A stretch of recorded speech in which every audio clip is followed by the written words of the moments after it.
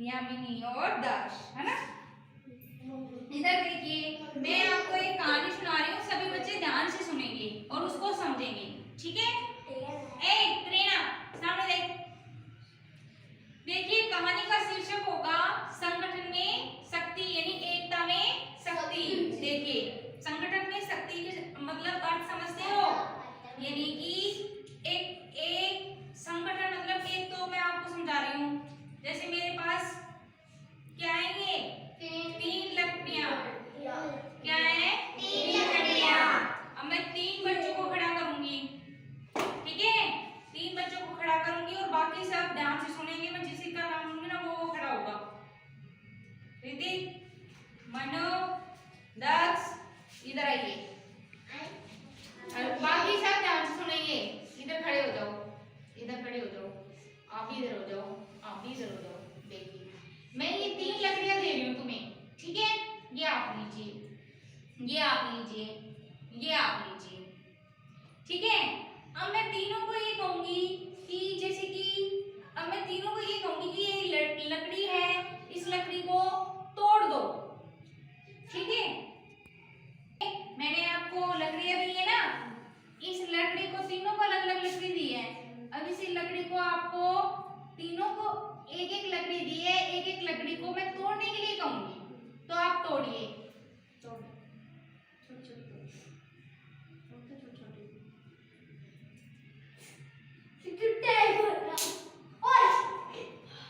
देखिए, बस इसने लकड़ी तोड़ दी, इसने भी लकड़ी तोड़ दी, शाबाश।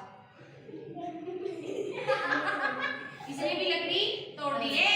कहानी को ध्यान से सुने, तीनों ने अपनी अपनी लकड़ियां तोड़ दी, ठीक है।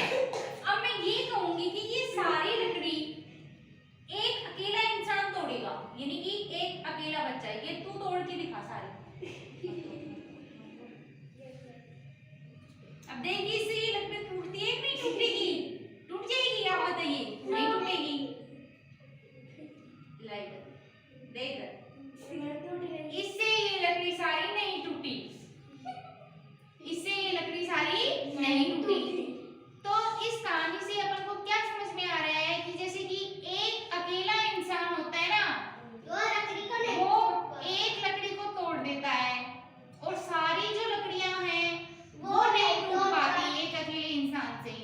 तो अपन को संगठन में शक्ति रखनी चाहिए, जैसे कि एक अकेला आदमी है जो एक काम कर सकता है और जो सारे आदमी हैं वो कैसे क्या करते हैं, वो मतलब हार नहीं मानते ना। जैसे इस लकड़ी को समझाया मैंने, एक अकेला आदमी एक लकड़ी को तोड़ सकता है और सारी लकड़ी एक अकेला आदमी तोड़ सकता है। इसी प्रकार संगठन में शक्ति है अपनी, तो अपन को मिलकर रहना है, यानी कि एक आदमी एक काम कर सकता है, सारे काम नहीं कर सकता ना वो। जैसे कि सारी लकड़ियां इतनी सारी दी थी, वो नहीं तोड़ पा रहा, नहीं तोड़ पा रहे ना तुम।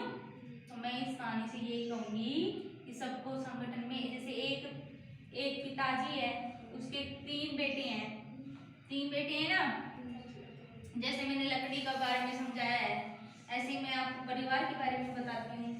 एक बाप है, उसके 3 बेटे हैं, तो 3 बेटे हैं तो उसको 3 काम आते हैं।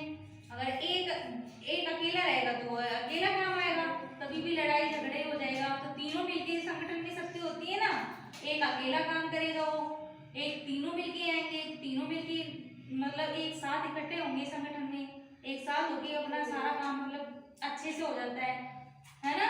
एक अकेला होता है, अकेला तो अकेला ही काम करता है संगठन में, और तीनों मिलके तीनों एकदम से एक उस काम